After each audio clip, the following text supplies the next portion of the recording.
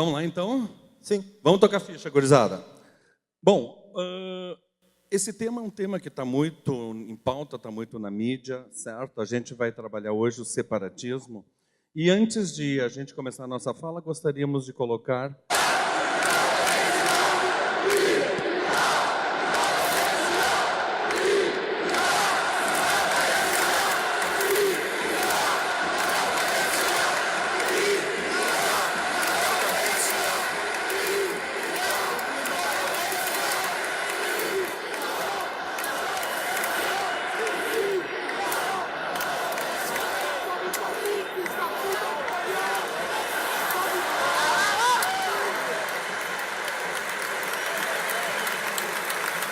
Gabiru tá saindo ali, ó.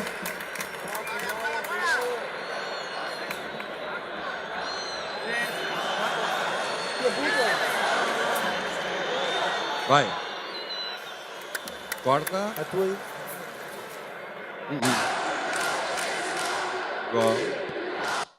Não. Bom... Pessoal, quem já veio em algum aulão sabe que eu e o Paiva, a gente sempre tem briga com esses slides, então estamos em casa, tá? Não, particularmente esse controlezinho. Bom, gurizada, não existe separatismo sem um sentimento nacionalista. Agora, nem todo o sentimento nacionalista acaba resultando, tá, queridos, num movimento separatista, tá? Vocês podem olhar essa charge e aí a gente já vê que existem sentimentos implícitos. O nacionalismo, tá, ele é composto por um sentimento de pertencimento, né, Fagundes? Certamente. Pertencimento cultural, ou seja, tu tem que se sentir parte de uma cultura. Pertencimento territorial, tu tem que ter uma identificação, certo, com um determinado território que te constitui, e tu automaticamente acaba desenvolvendo uma identidade nacional. É esse o ponto de chegada, ou seja, a identidade nacional ela se forma exatamente quando tu adquires esse conjunto de sentimentos. Gente, lembre que falar para nós sobre pertencimento, sobre essas questões de identidade cultural, em Rio Grande do Sul é um negócio muito simples. Tá? Rio Grande do Sul, possivelmente, nós somos os mais nacionalistas do mundo, é um título que é nosso, né, nosso sentimento de pertencimento ao Rio Grande do Sul ele é muito forte. Tá? Lembre que, pessoal, assim, além desses aspectos culturais que envolvem o nacionalismo, tem uma questão que envolve o conceito que é bem geográfico, que é muito abordado dentro do Enem, que é aquele conceito de território.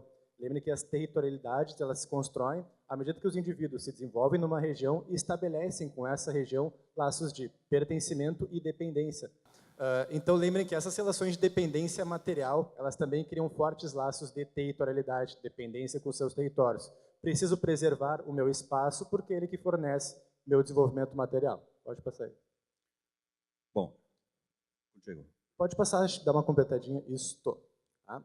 Lembrem que, pessoal, qualquer nação, qualquer território, como se fosse um país, um estado-nação, ele é composto por diferentes regiões. Se a gente fosse levar em consideração diferentes aspectos que compõem as culturas e as identidades dessas regiões, qualquer movimento, qualquer região poderia se considerar uma região separatista. Tá? Quando a gente encontra os movimentos separatistas atuais, a gente vê esses três elementos juntos: identidade cultural própria, que diferencia das demais da mesma nação, interesses econômicos divergentes, movimentos organizados com apoio popular. Um parêntese aqui só. Essa temática que a gente está trabalhando com vocês, ela envolve várias habilidades que o Enem vai cobrar de vocês. Uma das principais cobradas pelo Enem é a questão que envolve movimentos sociais, organizações de movimentos sociais.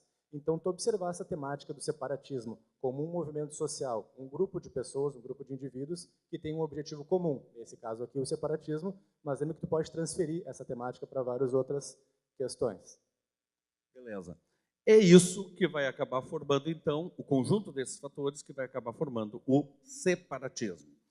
Bom, é impossível tu falar em todos os separatismos, até porque, se a gente fosse levar em consideração todos os movimentos, o mapa que nós teríamos da Europa seria esse. Por isso, a gente tem que fazer um recorte, e nós optamos, mesmo nesse mapa que vocês podem olhar, onde existem movimentos separatistas mais atuantes, mais organizados, nós fizemos um recorte de apenas dois. O movimento da Catalunha, certo? E o movimento que se desenvolve já em estágio bastante avançado na Escócia, relacionando com uma questão econômica bem atual, que é a questão do Brexit. Bom, vamos começar então com a Catalunha rapidamente, certo? Vejam que o envolvimento, a mobilização popular, as imagens que a gente tem acompanhado e continua acompanhando, aliás, uma informação, hoje o presidente da Catalunha está no exílio na Bélgica e diz que não volta mais porque pode ser preso, hoje, 31 de outubro. Tá, gurizada?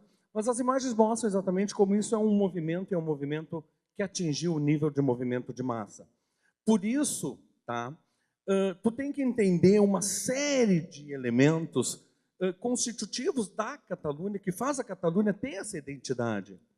O movimento de identidade cultural catalão, ele remonta, pessoal, ao processo de unificação da Espanha, que foi se dando lá no século XV, teve momentos de tensão no século XVIII, durante a era franquista, o movimento separatista catalão acabou sendo sufocado. Com a redemocratização e a constituição de comunidades autonômicas, como eles chamam, certo? Esse movimento ressurge com força. E ressurge por força porque Catalunha tem também características econômicas próprias.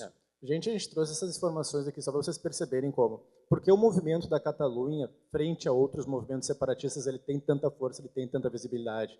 Reparem que, de fato, é uma região dentro da Espanha que apresenta certa, digamos, independência econômica, tem seu território bem delimitado, suas características físicas específicas. Tá? Então, o movimento catalão vai ganhar essa força, vai ganhar essa projeção internacional, justamente porque eles conseguem arregimentar uma série de argumentações que sustentam o separatismo. Tá? Um paralelo legal, interessante, é um movimento que é até muito mais interessante que o separatismo da Catalunha. O movimento Sul é meu país. Tá?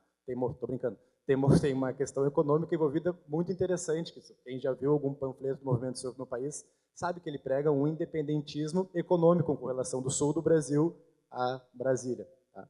Mas não é um caso catalão. Por isso, o que é que nós temos? Nós temos, na verdade, a constituição a partir dessa identidade, a constituição, a identificação enquanto nação. E os catalãos, eles se veem como uma nação, porque eles já construíram essas diferentes etapas. Identidade cultural, tem um território definido, tem uma história própria, tem uma formação econômica e assim por diante. Por isso, o movimento catalão ele está tão avançado e atualmente tão na crista da onda. Um outro movimento que a gente vai falar, certo, é o movimento de separação, o independentismo da Escócia, que também não se vê como britânica, apesar de fazer parte das Ilhas Britânicas. O movimento da Escócia, quando a gente vai olhar, ele é um movimento, para vocês terem uma ideia, a Escócia é independente, foi independente desde o século IX até os anos 1600, século XVII. E só quando foi constituído o Reino Unido que incorporou, certo, gente? Outras regiões, como o país de Gales, como a Irlanda, no caso, a Irlanda do Norte, que a gente vai ver que esse processo de formação territorial do Reino Unido, na verdade, não conseguiu sufocar esses movimentos, nem esses sentimentos.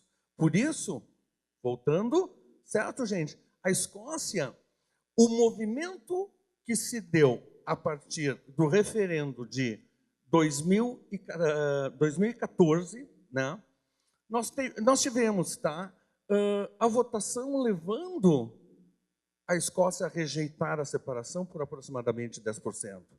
Mas, em compensação... se tu puder passar mais dois, pai, eu acho que tem uma parte interessante que a gente pode abordar.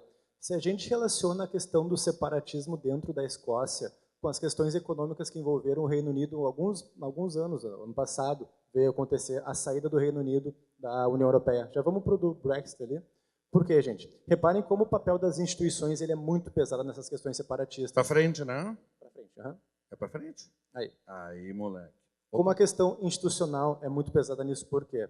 Se a gente pega o discurso do Reino Unido frente ao independentismo catalão, por exemplo, eles já se manifestaram. Nós seremos contra qualquer processo de independência da Catalunha, nós não reconheceremos uma possível nação catalã.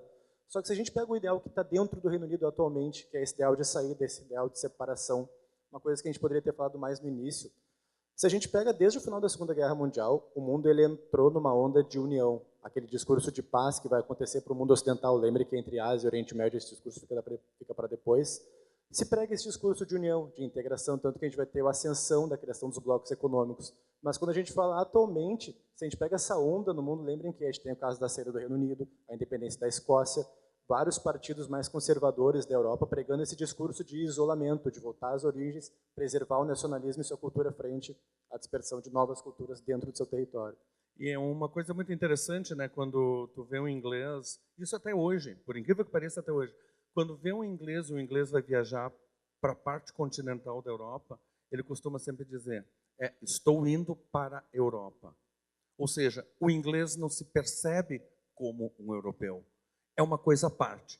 E por isso, o sentimento, certo, que vai acabar levando a uma votação favorável a uma saída do Reino Unido da União Europeia, acabou colocando questões de ordem econômica extremamente interessantes, né?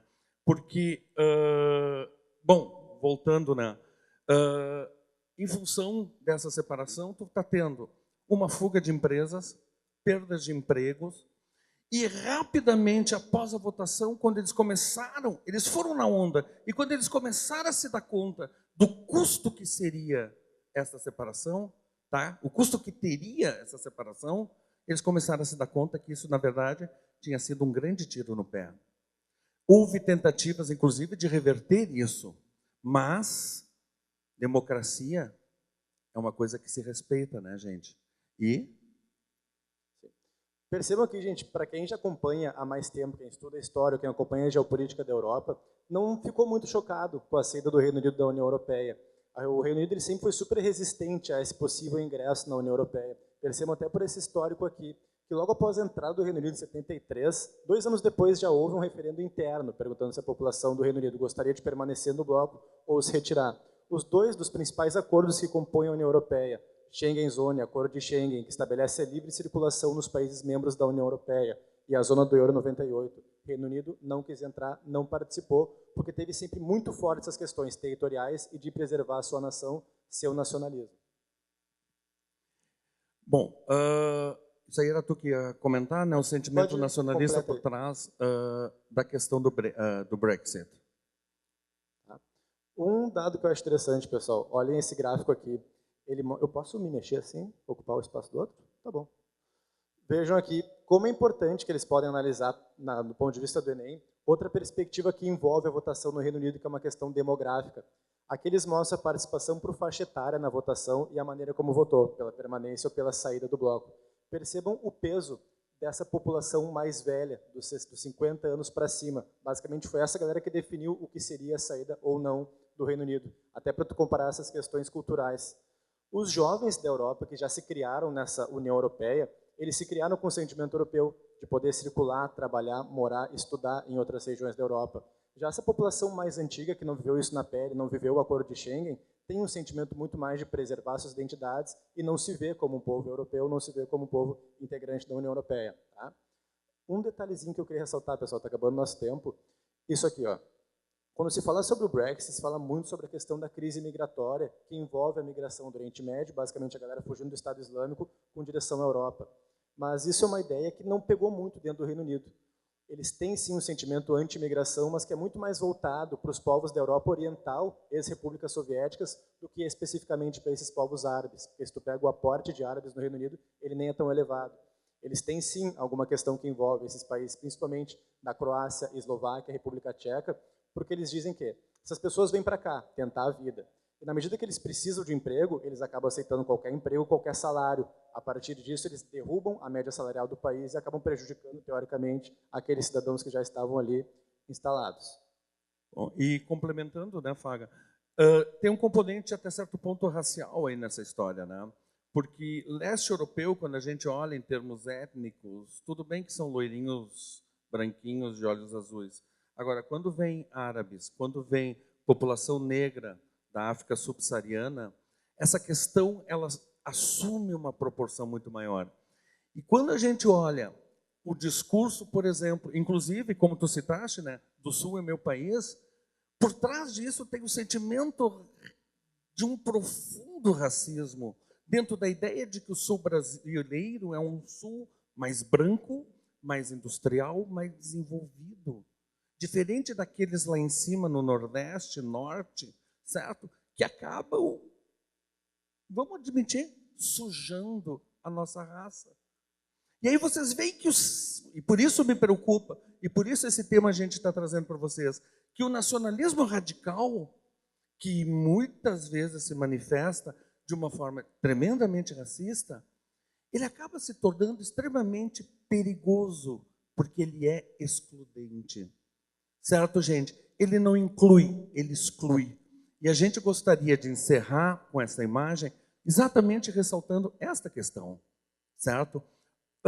Nós pensamos, nós acreditamos, a história, a geografia tem mostrado, que hoje em dia, tu pautar o teu pensamento a partir de determinadas visões segregacionistas, separatistas, por que não, racistas e tudo mais, o mundo hoje é um mundo em processo de integração. A comunicação facilita essa integração. Nós nos comunicamos, eu me comunico o tempo todo com os meus alunos.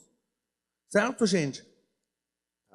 Isso aí, gente, tá? Vamos encerrar deixando esta mensagem de paz e amor para vocês. O mundo precisa de integração, de fraternidade, de cooperação. Sozinho ninguém chega a lugar nenhum. A gente está junto aqui, vamos estar junto com vocês até o final. E muito obrigado por estarem aqui. Boa noite, gente.